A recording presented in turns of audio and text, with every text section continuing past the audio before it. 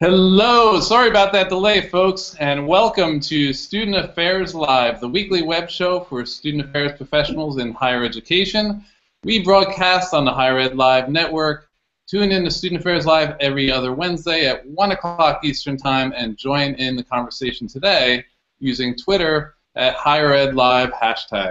I am your host, Tony Duty. I am pleased to be joining you from my professional home at Rutgers University, New Jersey. And I'm delighted to be serving as the co-host of Student Affairs Live with my good friend and colleague, Heather Shea-Gasser, who has been incredibly helpful, particularly over the last hour, as I navigate some of the technical aspects of the show. She's also been nice enough to help out today in monitoring the Twitter back channel, so please send her a big virtual hug from me and from yourself. In a moment, I'll introduce my guest, but we can't do that without first giving a shout out to the sponsors that make Student Affairs Live possible. Higher Ed Live is sponsored and produced by M. Stoner, a marketing communication firm that works with education institutions on branding, strategy, web design, and more. Finally, I am pleased to have join me today a Student Affairs legend and rock star and the author of Engaging Students Through Social Media, Evidence-Based Practices for Use in Student Affairs, just published, hot off the presses of August this year. He is an Associate Professor of Education and Human-Computer Interaction at Iowa State University and a Fellow at the Harvard Berkman Center for Internet and Society. Ray's work's been cited in major news outlets such as the New York Times, NPR, PBS, NBC, CNN, Time, U.S. News and World Report, USA Today, The Guardian, The Atlantic, Huffington Post, and Mashable. He also apparently enjoys long walks in the sand. Ray, thank you so much for joining me today, and it's got to be a crazy busy time for you. Yeah, crazy busy time, but it's great to be on. Hey, let me ask you, does this sweater look too wrinkly on Higher Ed Live? Because not only do I enjoy long walks on the beach in the sand, but I enjoy riding my bike on the campus, and it doesn't do well for sweaters like these. I think it looks great. Okay, thank you, because people are going to be watching. It matches your glasses. Oh, thank you. Thanks. It's that wasn't intentional. I wore a purple sweater yesterday, and so that obviously was a better match. My favorite color. So it's great to be here, Tony. Congrats on taking over the helm of co-hosting this. This is a fun space, and looking forward to chatting. Yeah, and again, thanks to all the folks who came before me. Big shoes to fill, from Seth Odell to Eric Stoller to Ed Cabellon, and of course the great Heather Shea-Gasser.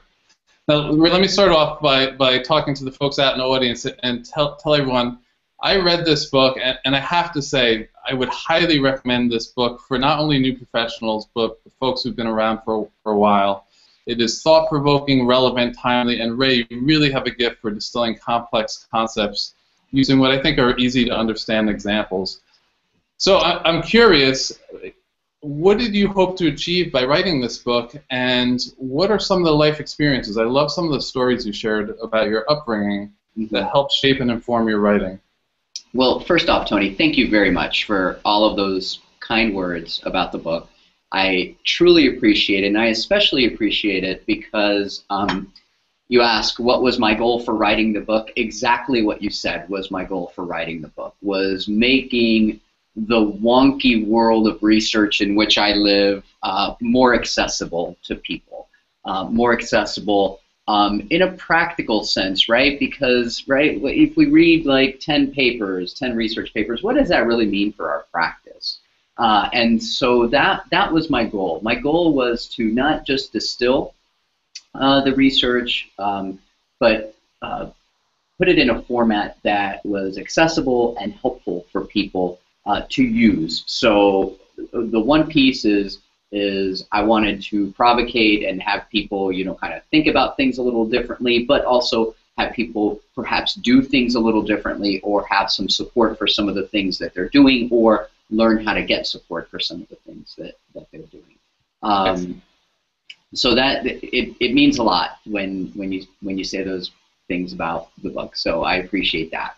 I also feel like the book was a fun opportunity to write about all of the things that I've been thinking about lately. And I think you see that reflected in a lot of the stuff there, right? I mean, if you engage me in conversation, you know, at a meeting or something, I will eventually talk about Carl Sagan, and I will eventually talk about Thomas Kuhn and Karl Popper. And, you know, I know that's kind of geeky, but I weave that in there too. Or I will eventually talk about sex positivity online, and I will eventually talk about identity, although that one's maybe not an eventually, probably, hi, I'm Ray Hunko, let's talk about digital identity, right? So all of those things. Excellent. I noticed that you were a DJ in your former life. We share that in common. Oh, you were a DJ as well? I was. I used to DJ something called Laser Aerobics here at Rutgers. Laser Aerobics? Did that have spandex, like neon spandex going on?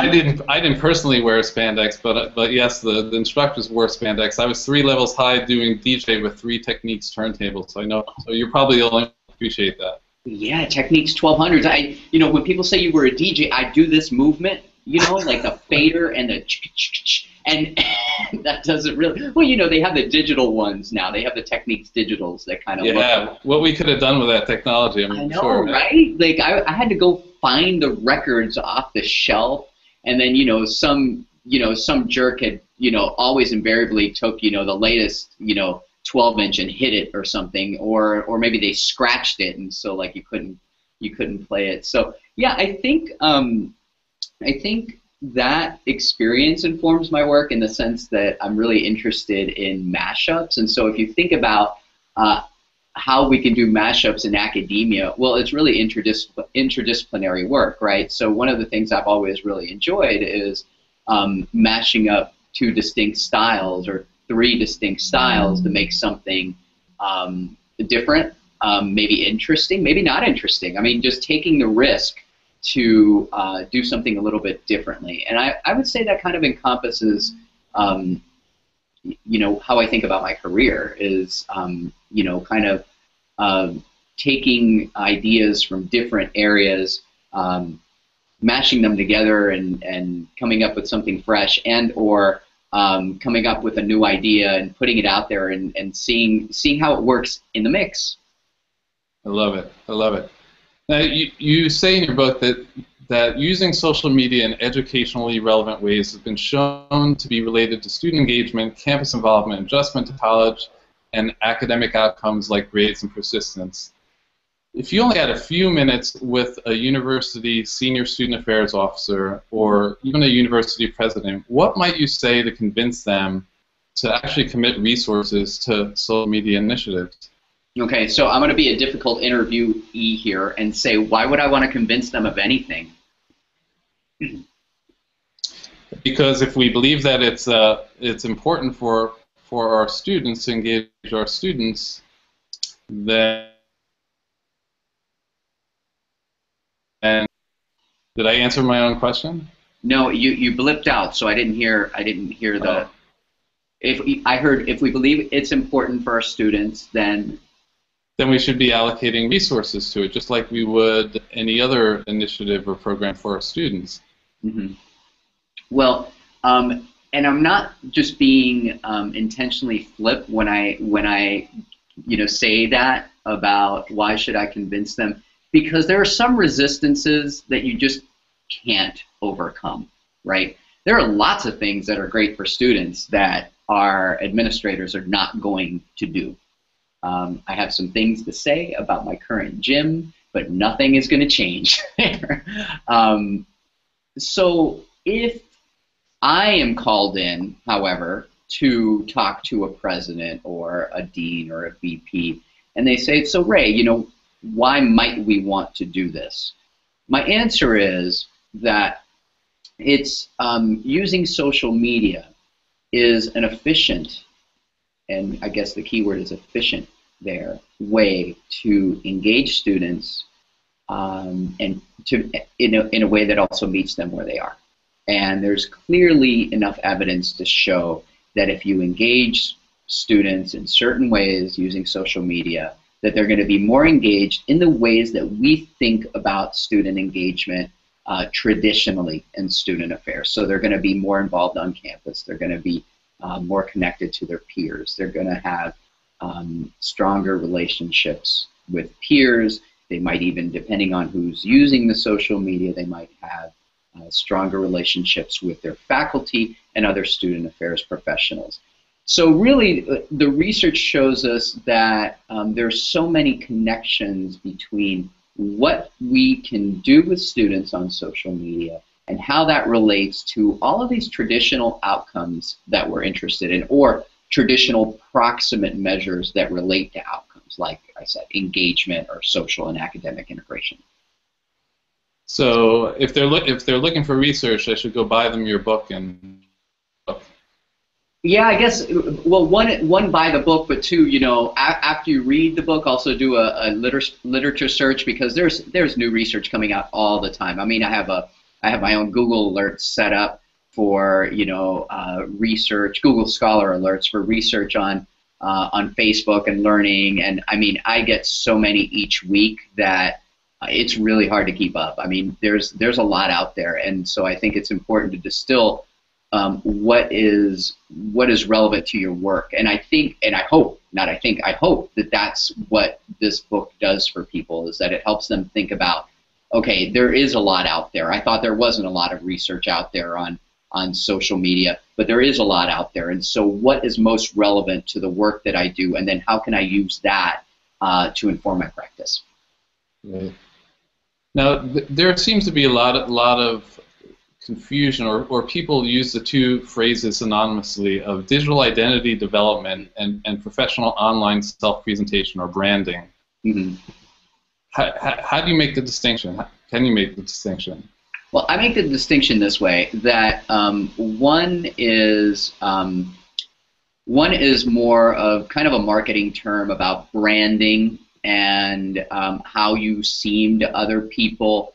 Self-presentation does have a bit of connection to identity development, but really, when I hear people often say, "Oh, digital identity," what they mean is really how someone has polished their image or not polished their image online, right? So what do they look like when perhaps an employer goes to seek them out?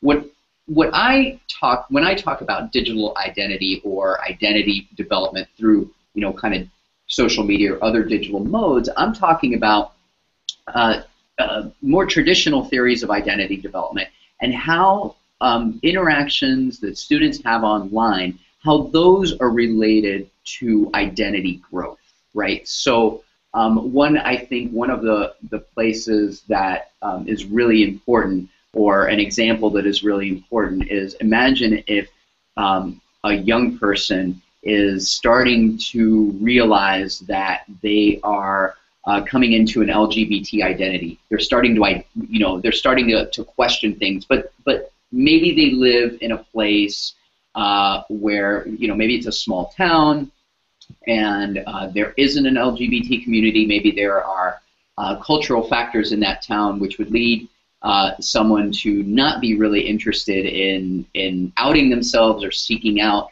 other LGBT people, and there may be some issues within the person's family that would keep them from outing themselves, and so they may turn to social media as a way to explore that identity and to connect with other people who are going through similar things. They might actually emphasize that piece of their persona, and through the interactions online, they would test that identity just in the very same ways that they would test it offline if they had the opportunity. So the online space actually gives people a more welcoming environment that we might not be able to create on our campuses or in our own communities. So I tweeted out, you probably saw me hit you yesterday with it. Mashable had an article that said that Facebook has agreed to meet with LGBT officials and activists, and in your book you actually quote Mark Zuckerberg as saying, having two identities for yourself is an example of lack of integrity. Yeah. What do you think about that? Yeah, I think, you're quoting my book better than I do, but I like what Nancy Bain said about Zuckerberg, that it's really easy for someone, and I'm paraphrasing her right now, but it's really easy for someone from such a privileged background to say that you don't need anonymity, or that you don't need pseudonymity, right? Anonymity and pseudonymity are essential for freedom of expression for people, especially for people who are not in positions of power, who are disadvantaged, or who are who, because of our social structures, are disengaged. So you bring up another story, and if you wouldn't mind sharing it, it was a story that you brought up from a news article on Jezebel, Mm-hmm. and in it you talk about how they were the site Jezebel was doing a public shaming of teens who posted racist tweets Mm-hmm. after Obama's re-election. Yeah. Do you mind sharing that story and the relevance to our work? Well, I think, all right, so you said the first part, that they posted about how these teens posted racist tweets, and in the original article they had, some of the tweets, and they didn't kind of blank it out. They just kind of showed, here's, like whoever it was, the person's name, and then here's the tweet. And then in the comments, there was this real kind of mob mentality about, let's find out who these kids are, and basically let's dox them. Let's find out as much information we can about them, and then let's tell people in their lives about them and how they're racist.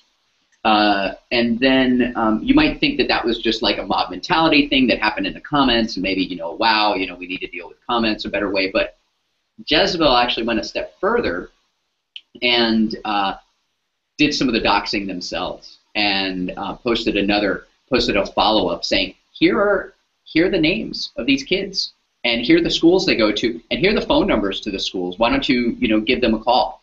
And there were people in the comments saying, yeah, I called the schools.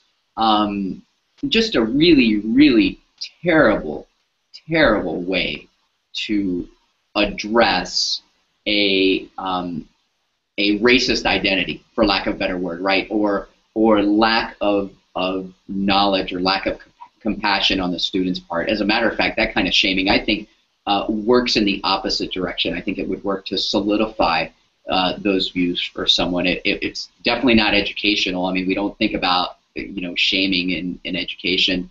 It doesn't work. It's aggressive. And anyway, so they did that, and they were unabashed about it. Jezebel really said that, hey, if you do this, we're gonna dox you and call you out on it, and we're okay with that. I don't know if I need to emphasize, but I will emphasize that these were kids. They were younger than 18, right?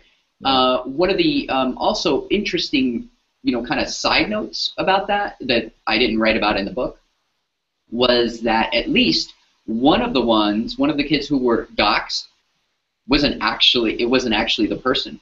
The person who they posted information about was actually someone who had been bullied quite a bit online, and someone was posting as her and used her picture, and so was even bullied further thanks to Jezebel and thanks to commenters on that post. Wow, so it really emphasizes the fact that what you put out there is your legacy, right, for the next few hundred years when you go to look up your actions. So there are consequences to online behavior. Well, it emphasizes that, but it also emphasizes that as a society we can really be assholes. That it's this interaction effect, right? That you have people who insist that the online and offline are so markedly different, right? And I think this is an example of that. That the dynamics it's going to be special because you put it out there online. Whereas I think we need to move to a place where we need to be more understanding of that. Now our mistakes are going to be public. I myself have posted enough stupid things online. Nothing that would rise to the level of racism, but we make our mistakes visibly now with social media, and I think that society has yet to catch up to that.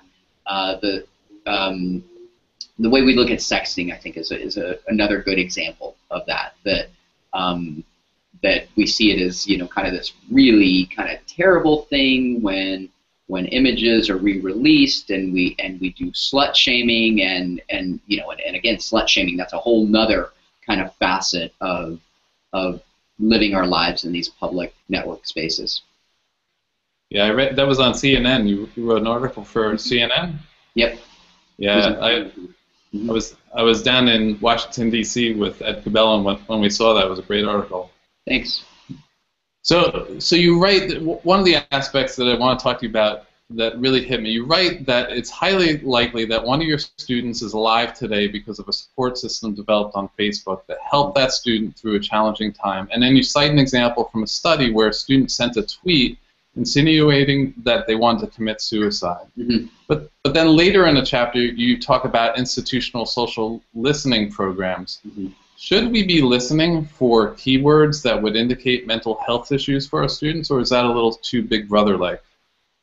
I think that there are probably ways to do it that are helpful and not too Big Brother-like, but that we're not doing right now. There are companies that do this for high schools, but they have expanded.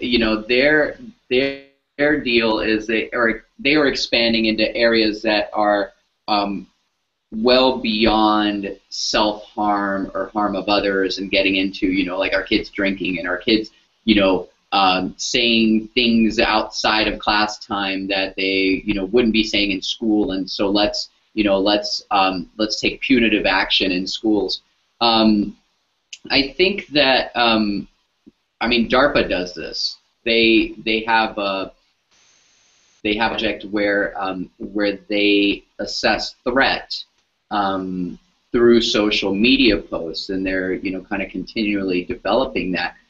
I think on the one hand, something like that would be helpful, but I think it's a matter of how that works, right? Just because if it's a keyword-based algorithm, that's not a good idea. If it's do you ever read the NSA keywords, the terrorism keywords? I mean, like I think one of the keywords was garden. So it's somebody posts something about a garden or a party in the garden, right? Yeah. They're like they rise to the top of the let's look at them list, right? So if I post something about I'm pissed, does that mean that I'm more of a threat, or does that mean that I'm less of a threat?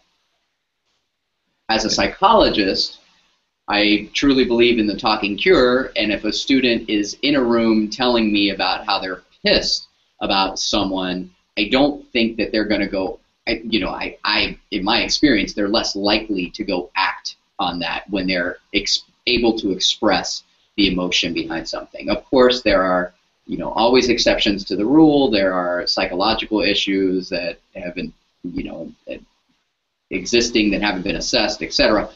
What I'm getting at is that there are ways to do prediction using social media data that don't have a lot to do with the verbiage of a post. So talk about that. That was a fascinating part. It was toward the end of the book. You talked about predictive analysis akin to Amazon suggesting a book to me. Mm-hmm. And some of the data points that you were referring to, I had never thought of. Sure. Like what data point was surprising to you? the fact that you could use predictive analysis to identify your preference for activities or your inclination toward involvement. Mm-hmm. You were pulling it. It was such a big data schema it wasn't just Facebook, it wasn't just Twitter, it was awareness, location data that you were pulling in. So I might have gone to the student union, then to the library, and using that to help make suggestions or to predict my success over the course of the semester. Right. Yeah. Yeah. And I think that's the best kind of prediction, because my whiteboard isn't up yet. This is new office. The whiteboard is currently, let's see, it's sitting on the floor along with a Junco's second floor logo. Please put this up. It is a massive whiteboard, so it's not something that I can just pick up by myself. It's what is that? 12 feet across. Awesome. Anyway, if that was up, I would give you some diagrams here. But the point is that through any assessment, what we're really getting at is an assessment score. An assessment score may be related to the actual trait that you want to measure. It may not.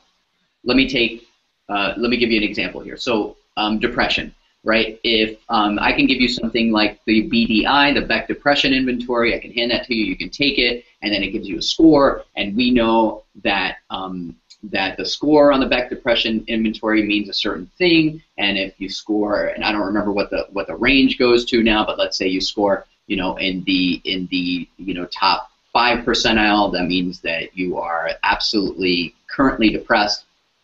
But there's error in the measurement.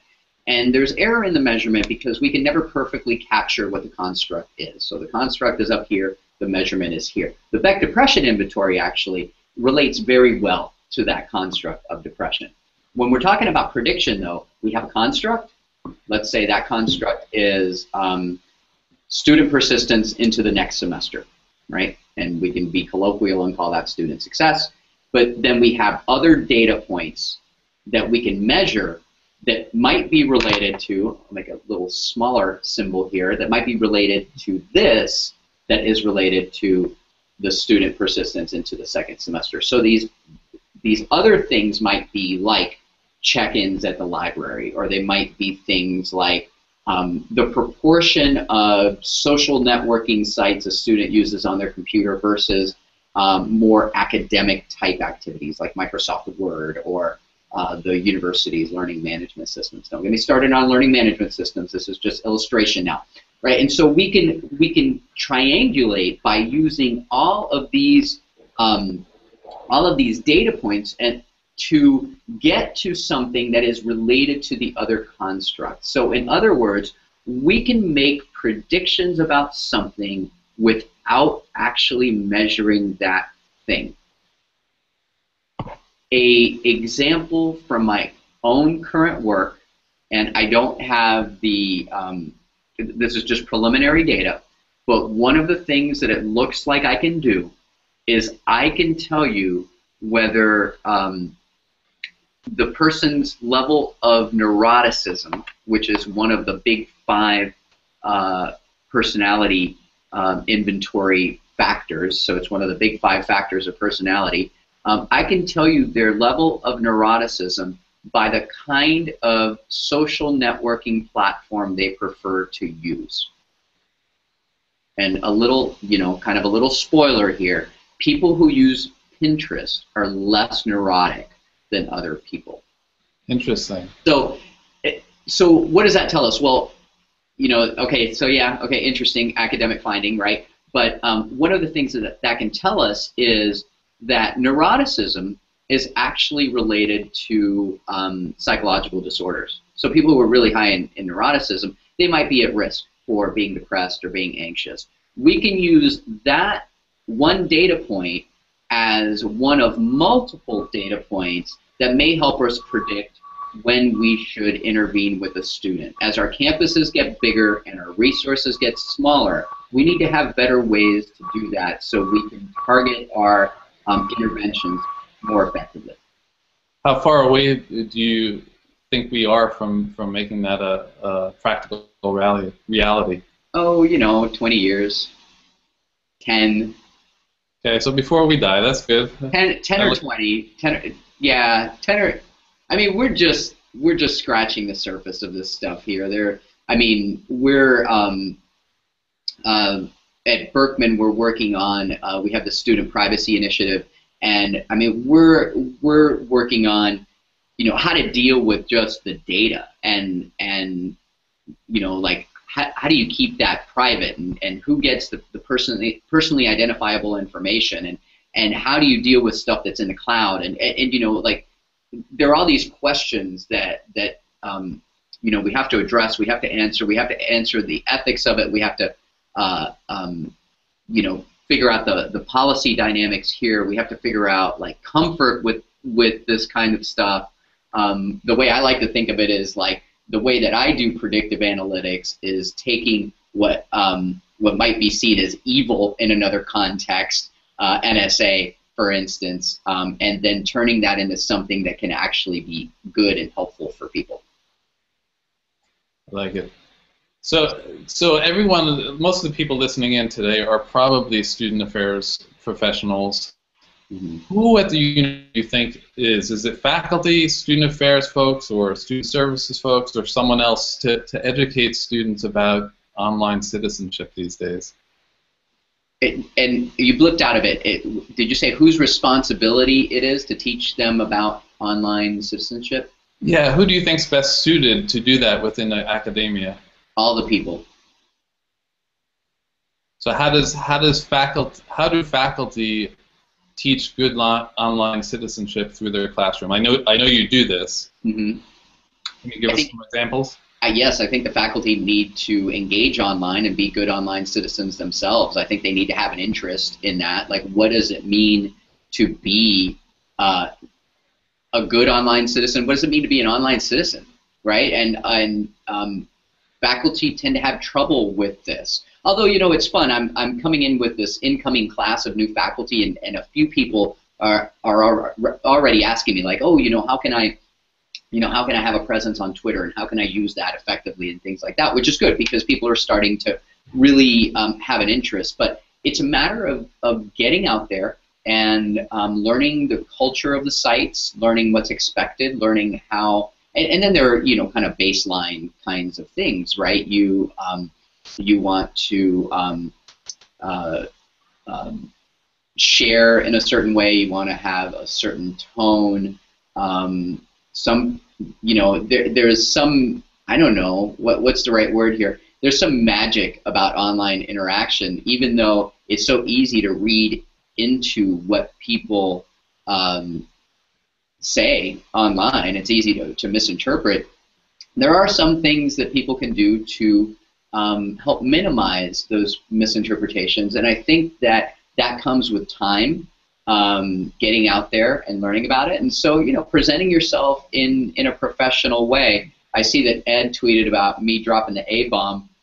Do as I say, not as I do, right? But you get the point that it's about online interactions with people and showing how people can collaborate and communicate effectively without devolving into a conversation that might look like the comments section on a news site, where people end up it devolves into stuff like, well, you're a this and you're a that, and fill in the blank, and that's it. It can be a little depressing to read the comments of opinion pieces these days, right? Never read the comments. So you bring up an important point, and you, in your book, you say that student affairs grad programs are really preserving this core curriculum and focusing on basic competencies, but nationally programs are falling short of expanding these competencies to really match the progress of technological change. And I've heard this sentiment for years. In fact, I think I saw both Eric Stoller and Ed Cabellin talk about this issue on Higher Ed Live in the past. Has it improved over the last few years, and is this perhaps the opportunity for the Ray Junko MOOC, the online MOOC for graduate professionals? I am not teaching a frickin' MOOC. Do not expect I don't like MOOCs. I can bookmark that, Tony. If you want to hear about me and MOOCs, we can answer that in a minute, or in a few minutes after I get off my professional competency soapbox. I think NASPA is doing some work on this, which is pretty cool. Working on professional competencies and including technology and the importance of technology.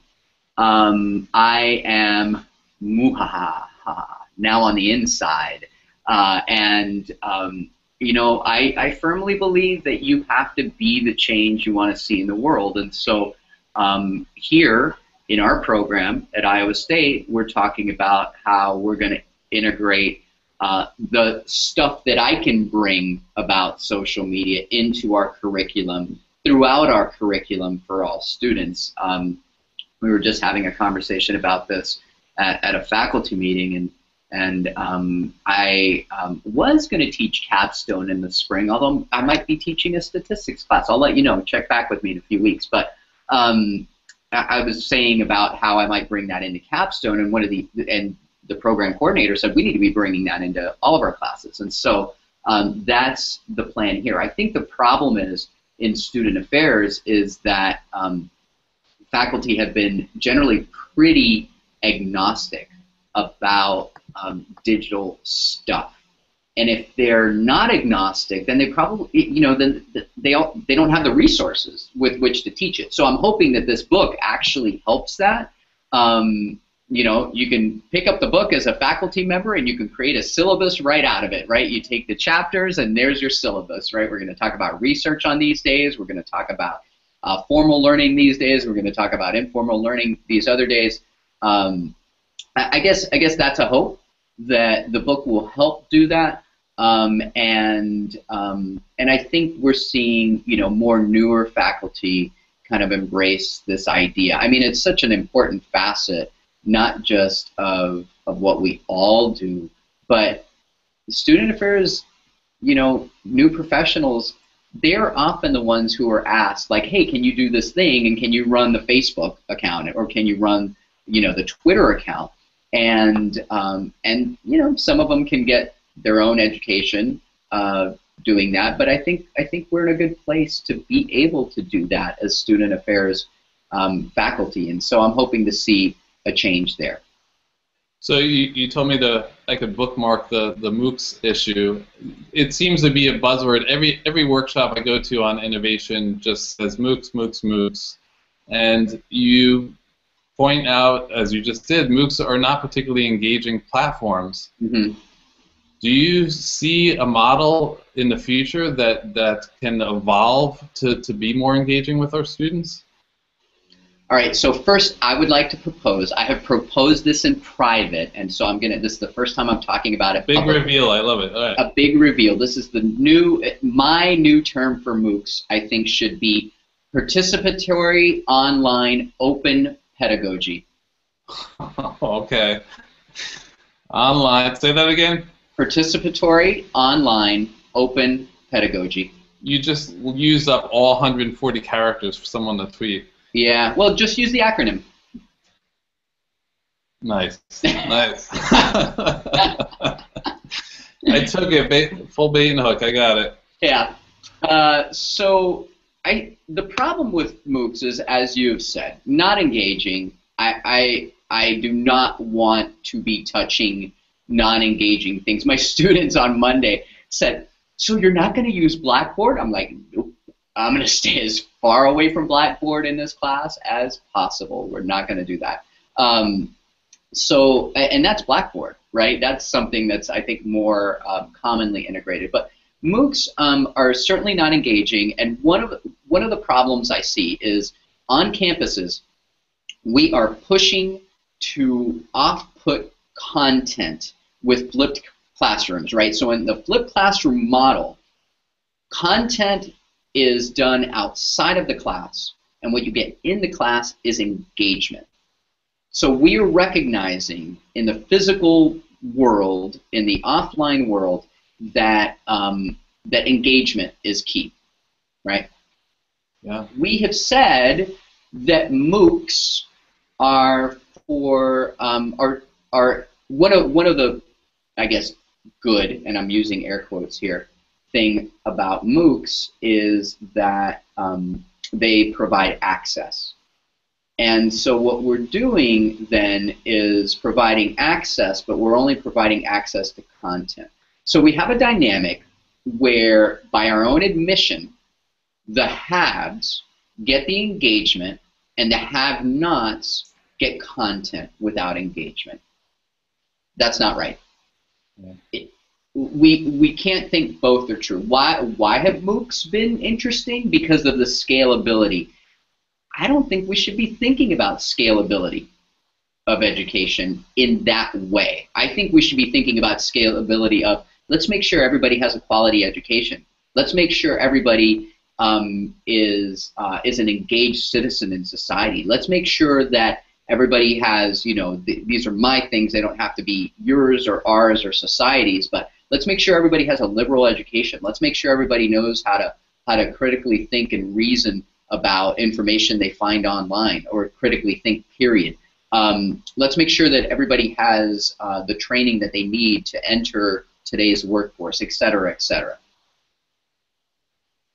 So it brings up to me, the MOOC question always goes back to access, right? It's giving access to folks who might not be able to afford a college education.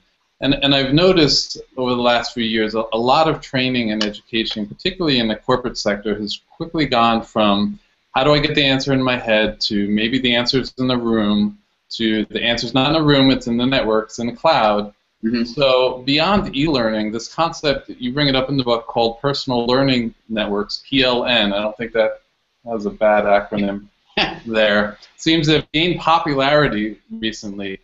How can we benefit as student affairs professionals from these PLNs?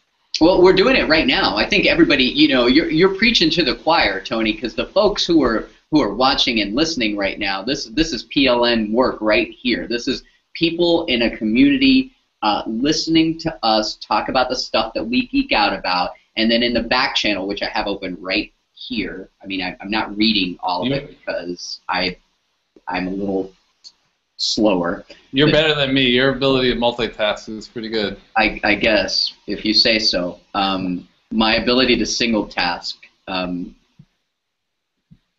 See, I got you off already. I just need to do it more. So, yeah, I think you're preaching to the choir here, because we know how to do this, right? We communicate online. We use the hashtags. We use the Higher Ed Live hashtag, and we use the Say Chat hashtag, and we use the SA Grad hashtag, and all the others, right? SA Tech, and we aggregate around these communities, and it's built such really fun and cool communities, right? And then these people get together for tweet ups, right? You go to a tweet up now. This is super fun.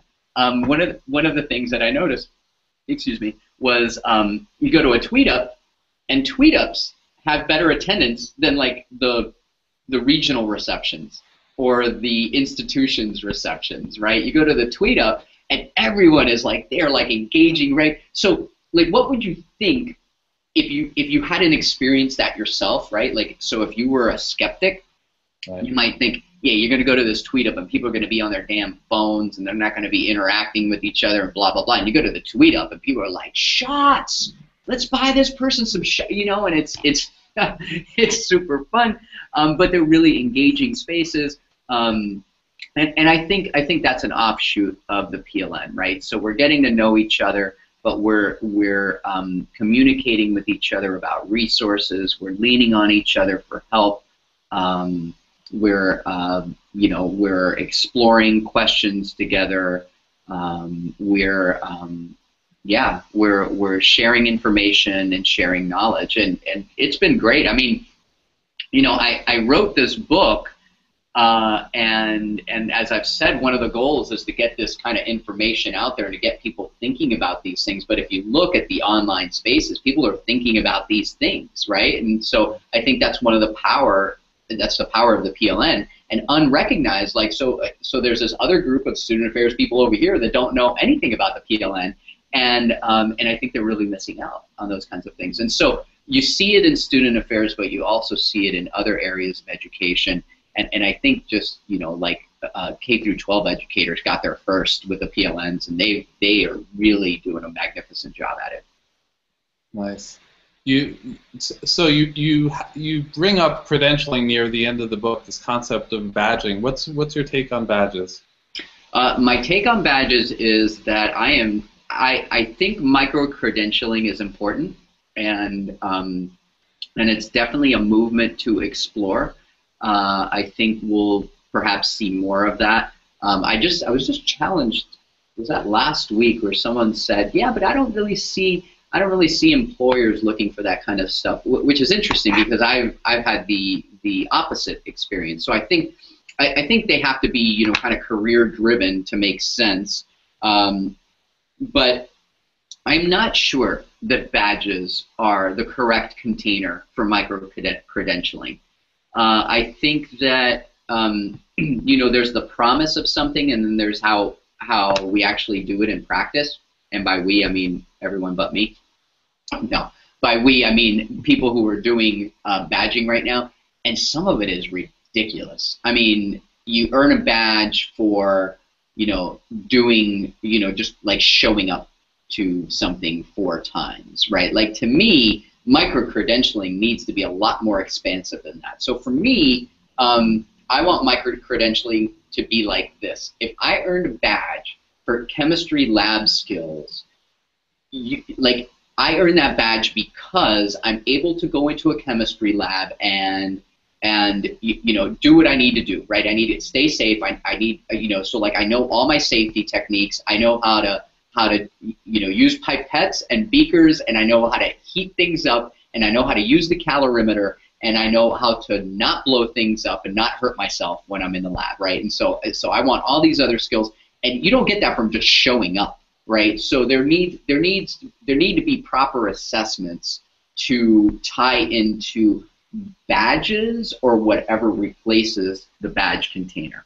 It's messy, right? Mm-hmm. It's going to be a messy process. Yep. So I was driving through campus yesterday, and I know you'll have an opinion on this. I watched 100 students at the bus stop, 20 students grabbing some coffee at Starbucks, and probably another 15 students walking back and forth to class. Almost every single one of them was watching their phones. It was a surreal experience. Is this something we should be concerned about? No. So when people say that social media or technology is taking away the face-to-face engagement, how do you respond to that? Okay, so a couple of things. There's this wonderful picture of people in the New York subway, maybe in the 40s. Have you seen this picture? No. Okay, it's maybe even the 30s. I mean, it's an old subway car, right? And they're all sitting there, and they're doing this. They got a newspaper in front of them, right? So, one, our phones are our newspapers.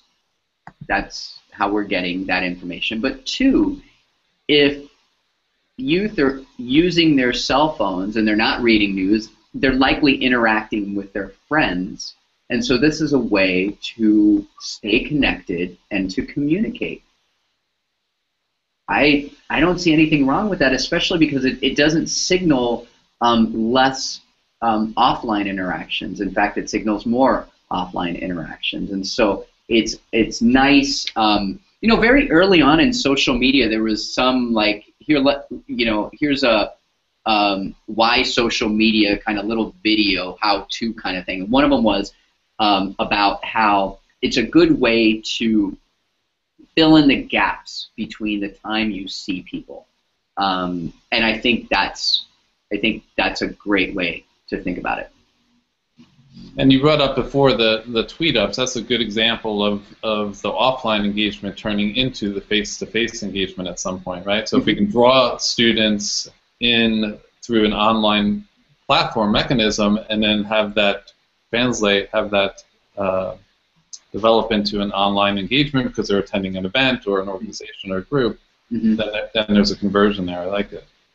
So we're running a little low on time. I'm gonna ask this last question.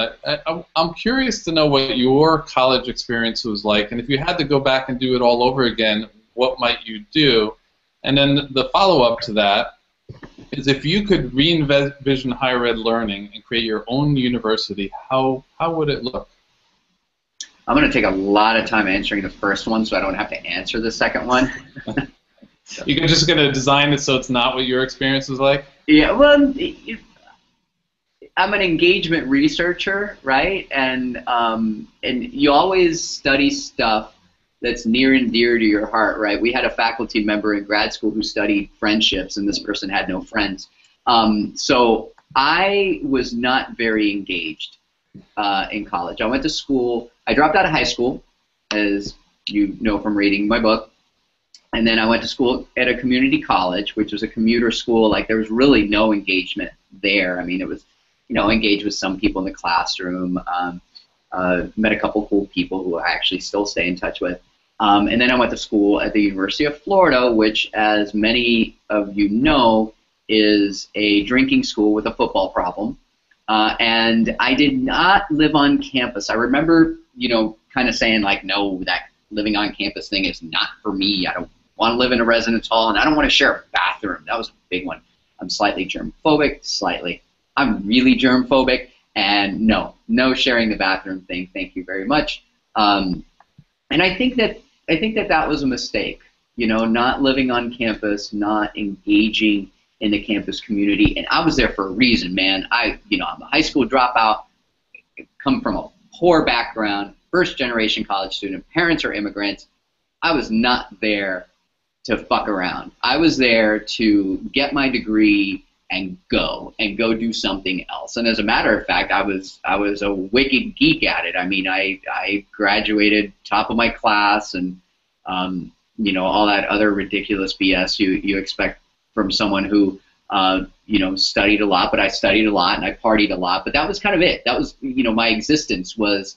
I play racquetball a lot because my friends and I were into racquetball quite a bit, but I did not really, and football games, of course. You had to go to every football game. If you didn't, you were totally a weirdo, no matter where you were along the clique spectrum.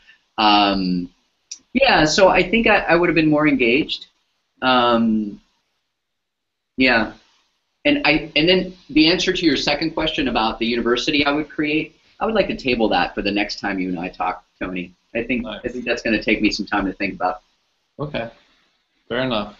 We also share racquetball. I love to play racquetball, so if I ever come out, we'll have to grab a game. I have not played in a while. I played with my son last year, but he's 8, so he's not very competitive. I am really competitive. I love competition, and I can't wait. Let's play. Wow. I'll share with you, and I know I'll be teased for this online. My license plate for my car used to be The Game. So you might have met your match in competitiveness here. All right, man. It's on. It's on. So, Ray, thank you so much for everyone who hung with, and we got lots of viewers on the line. I'm really excited to see such an engaged group, and I see the tweets been pouring in. Certainly go back and check them out later. For those who are listening, and please be sure to order Ray's book, Engaging Students Through Social Media, Evidence-Based Practice for Use in Student Affairs. It's available in hardcover and Kindle, of course, at Amazon.com. I know I'll be buying several copies for both friends and staff. And I'll be returning in mid-October for another great show with my good friend Terry Bump and several surprise guests as we talk about the sponsorship effect and how sponsors can provide a competitive advantage for your career. Also, please check out Heather Shea Gasser's upcoming show in a few weeks on Title IX and sexual assault on campus, broadcasting live on October 8th. It is quite a lineup she's got assembled here. Please find me on Twitter for more information and details of upcoming guests. Until then, my name is Tony Duty. Make it a great week, and thanks again for watching. Take care, guys. Thanks.